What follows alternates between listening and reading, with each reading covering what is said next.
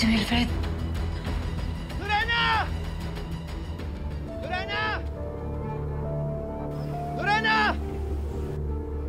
Lorena. Lorena, ibang usapan na to, ha? Hindi lang ito tungkol sa kasalanan mo. May bago ka ng responsibilidad.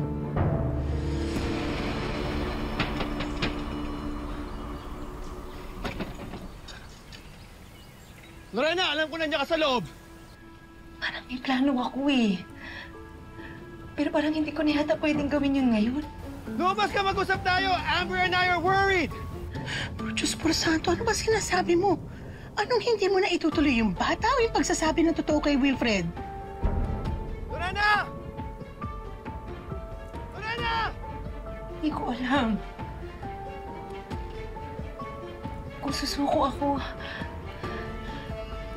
hindi ko kayang ipanganak at palakihin yung anak ko sa kulungan.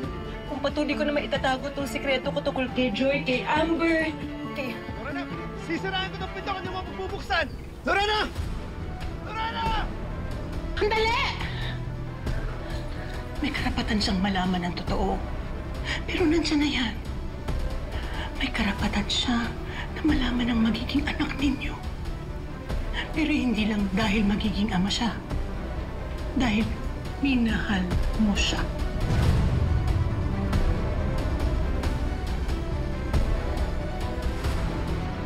Lorena! Lorena! Wilfred! Nasaan pa si Lorena? Ano pa nangyari sa kanya? Nagpapahinga siya kasi hindi siya pwede ma-stress. Ano mo pa man nangyari? Meron siyang pinagdadaanan. Pero hindi para sa akin manggaling. Hindi kausapin niya ako. Lorena! Seriously?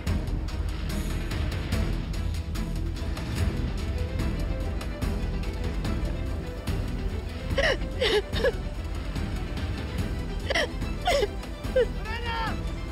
Sandali lang! Lorena! Lorena! Please. Huwag mo na akong takasan. Wilfred, pakawalan mo na ako. Ha? Ano ba nangyayari? Bakit mo kami bigla iniwan na Amber na wala man lang paliwanag? Wilfred, hindi ako ang babaeng nararapat para sa'yo. Ha? Para kay Amber, hindi ako. You left me at a proposal. You shut me out. Tapos literal ngayon tinatakbuhan mo ako. Sabihin mo! Ano bang tinatakasan mo? Kailangan na natin tapusin ito dahil maling-mali yung nangyayari sa ating dalawa. Hindi mo ako kilala. Wala kang alam tungkol sa akin. At mas mabuti gano'n na lang. Bakit? May problema ba? May nagawa ba ako? May nasabi ba ako sa'yo? Baka pwede natin ayusin to. Sabihin mo lang sa akin, aayusin ko. Malaki. Ano nga yung problema? Sabihin mo sa akin, nagmumukhang taka sa harapan mo. Malaki yung kasalanan ko sa'yo. Marina, sabihin mo nga. Ano yung problema? Malaki yung kasalanan ko sa'yo. Kay Amber. Lalo na sa'yo. Ano nga yun? Sabihin mo sa akin, bakit ka biglang lumayo sa amin? Sabihin mo! Dahil sa asawa mo. Kay Joy. Kay Jocelyn? Anong kinalaman ni Jocelyn sa biglang paglayo mo sa amin ni Amber? Ano? Jocelyn. Joy. Joy.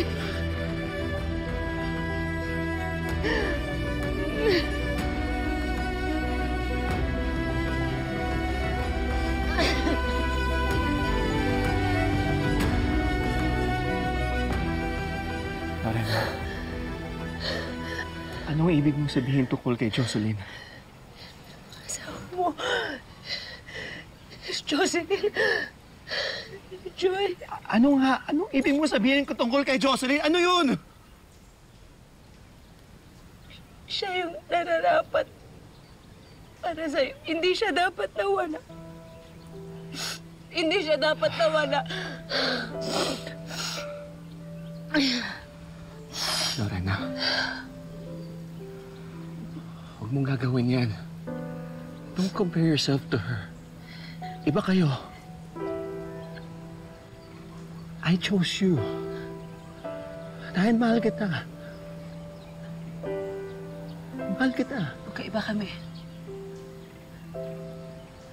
Dahil minahal ka niya.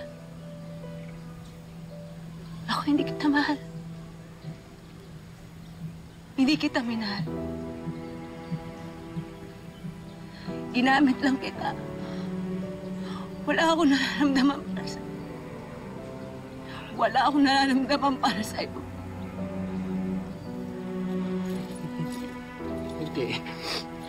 Hindi ako naniniwala. We had something special. Di ba sinabi mo ako yung unang lalaking nakasama mo? Sinabi ko ako lang. yung unang lalaking minahal mo. Yun ang sinabi ganito. Bakit ka sa akin? Sinabi ko lang yun dahil gusto kong mapaniwala kita, dahil gusto kong maloko kita. Hindi! Yung mga sandali kasama mo si Amber, yung magkasama tayo, hindi mo magagawa yun kung wala ka nararamdaman sa akin, Lorena. Alam ko yung nahal mo ko. Maniwala ka kay Ronnie! Manggagamit ako! Wala akong pakiramdam! Hindi kita minahal kailanman! Ang gusto ko lang sa'yo, pera mo, naiintindihan mo? Hindi. Dahil mayaman ka, kailangan ko yung pera mo. Kailangan ko yung connection mo. Dahil ikaw yung pinakamadaling target, dahil ang dali-dali ko mabilog yung uno mo. Dito, Lorena, ang kilala ko. Hindi ikaw to. Hindi ikaw to. Ulit-ulit ko sinasabi sa'yo! Bakit ayaw mo makinig? Hindi kita mahal! Hindi kita kailanman minahal! Lahat yung pakitang tao lang, bawat ngiti, bawat yakap, bawat halik, pati yung pag-aalala ko sa anak mo, wala yun! Lahat yun kasinungalingan lang, kaya utang na loob! Huwag mo ako susundan! Huwag mo ako hanapin! Babayaan mo ako sa buhay ko dahil hindi kita mahal! Hindi kita mahal!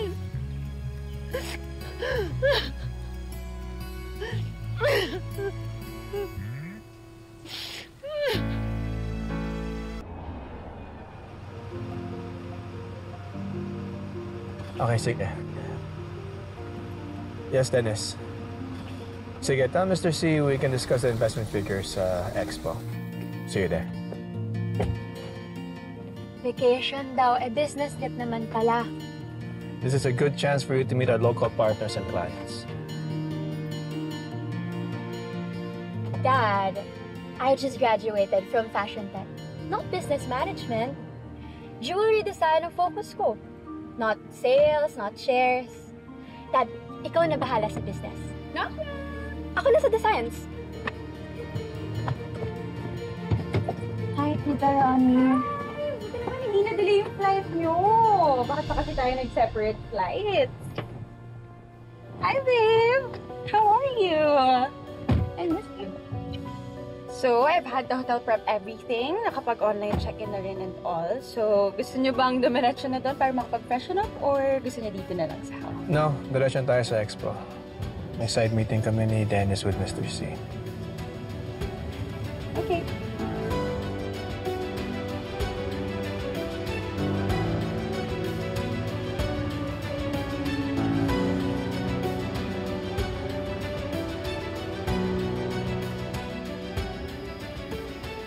Lia! Ano naman tong batang to? Nagdo-drawing na naman to eh. Lia, tapusin mo muna tong pagkain mo. Mamaya ka na mag-drawing. Asan ka ba? Uy, nakita mo ba kung nasaan ang anak mo? San pa nga ba? Ah! Bulaga! Tapusin mo na yung kinakain mo. Charan! Look, Nainay, oh. Tayo ito. Ganda. Nainay, Lola Sungit. Ha? Lola, sungit talaga ako. At ako. Patingin nga. Oh, sino naman tong superhero? Si Super D! Super D? Super Daddy!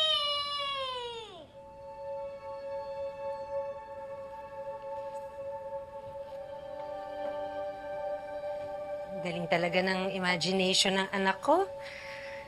Hindi po siya imagination, Nay. Totoo po yun, ha? Kasi, turo po ni teacher na sa school, lahat daw may daddy. Pero yung daddy ko, superhero! Busy saving the world. Kaya hindi natin siya kasama.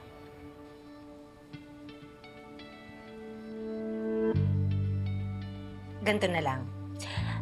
Tapusin mo yung food mo, tapos maligo ka na para sa school para kapag sinundo ka ni Lola Pilar at ni Nainay. So, mag-ice cream tayo? Sige po! Sige. Thank you po, Nainay! Oh, big bite ha! Ubusin mo ha! Eto na. Galing-galing naman. Galing-galing.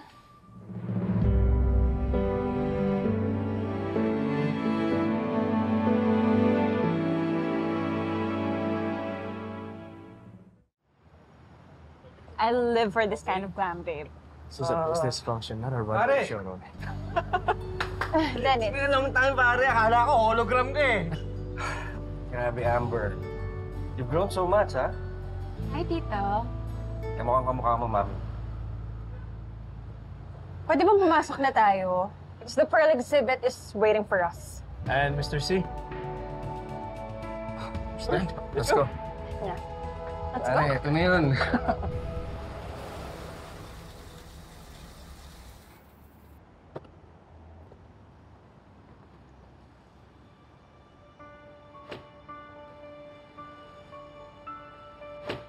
Ay, ang taray! May conference! Pero mukhang may mga alahas yan bakit hindi invited ang PNL? Nainay, punta tayo doon. Baka may bagay sa'yo. Anak, ang mahal dun. Okay lang po yun, Nainay. Nag-ipon ako para sa birthday mo. Sige, mamaya ha. Bili muna tayo ng ice cream mo. Yay! Okay po! Sige, bulsa mo na yung wallet mo, anak. Nainay, Lola, ang bilis ko. Ubus na. Siyempre, champion ka kaya sa bilis. Oh, punta na tayo dun sa may alahasang Chinese na sinasabi ni Lola. Suka muna sa playground, nak. Tapos, kuna mo ang lola mo nitong ube ice cream. Magugustuhan niya yon. Okay po. Mag-ingat ka, ha? Opo. Alam mo, magdodrawing na naman yan ng daddy niya. Nilipas din yun. Alam mo, hindi lahat ng tanong nililipasan. Lalo na kung tanong ng puso. Ano ba gusto ninyo, manang? Sabihin ko sa kanya na iniwan ko yung tatay niya para takasan yung krimen na ginawa ko sa asawa niya. Yung ba yung gusto ninyo? Ano ba? Bakit naman naiinis ka agad? Baka mamaya may makarinig sa'yo, Gusto ko lang naman, malaman ni Lia kung saan siya galing. Karapatan niya yun. Karapatan din po niya na hindi nasaktan. Lalo lang niya hahanapin yung tatay niya Aasa yung bata. Hindi niya kailangan ng ganong komplikasyon ngayon. Late na. Kailangan mo na matulog. Basta, Nay, wag po kayo titigil sa paghahanap kay tatay, ha? Naku mo na isipin yun. Sige na, mag-pray ka na para makatulog ka na dahil maaga pa yung pasok mo bukas. Sige po.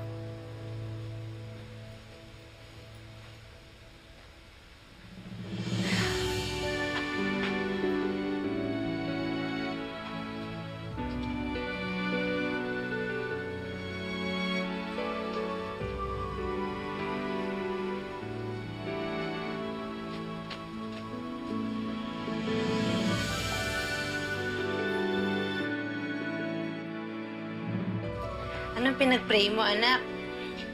Hay naku, Nay. May nakakalimutan ka na naman. Ano? Diba sabi nga ni Lola Pilar, ang prayers kapag sinasabi ay hindi nagkakatotoo. Kaya secret po muna. Ay, sus! Ikaw talaga. O sige na nga. Tulog na tayo. Ay! Tatampong Nainay. May nakakalimutan ka din. Mwah. Good night, anak. Night po, Nay-Nay. Baby ko, baby ko.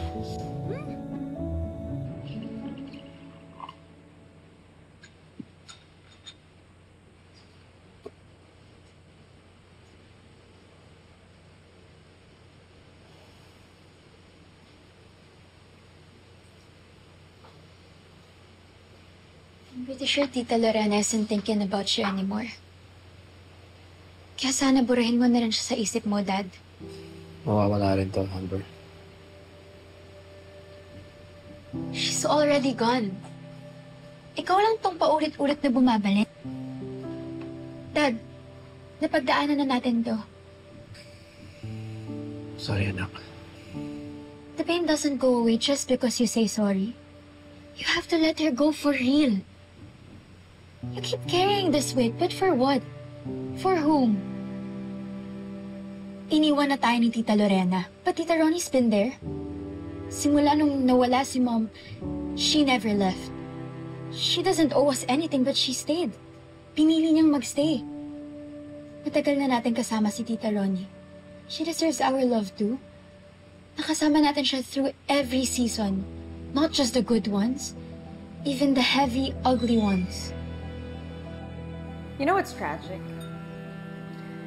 I give this man my best years, my best body, even my best eyeliner. And yet every time I blink, I feel her ghost between us. Hindi ako tanga, Gian. I know when I'm being haunted by the name Lorena Herrera. Si Wilfred pa rin? Of course. You know, that man can say all the right things, but don't tell me that he's over her. Kitang-kita ko na naman kanina kung paano niya na iniisip yung brain ng kabusitan. Amber, hindi ko naman nakakalimutan yun. Tita Ronnie deserves better than this. Better than being your second choice.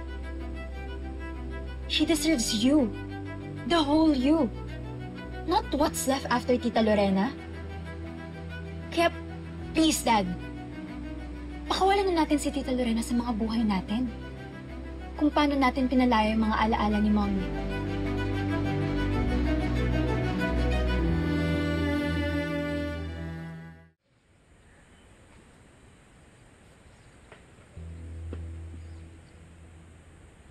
Kaya eto, ako na naman ang outlet ng galit mo sa boss. Ano pa? May nagsabi ba sa'yo na pumunta ka dito? Hindi ba? Sabi ko sa'yo, wag na tayong magkikita dahil baka mabuking pa tayo ni Wilfred. Well, I don't think makakahalata yun. Dahil sabi mo nga, obsessed pa rin siya sa babaeng hindi mo makalimutan. Na matagal nang nawala, pero kung makareact ka, parang multo sa hallway. Multo? My God, please. That woman is a jump scare in red lipstick.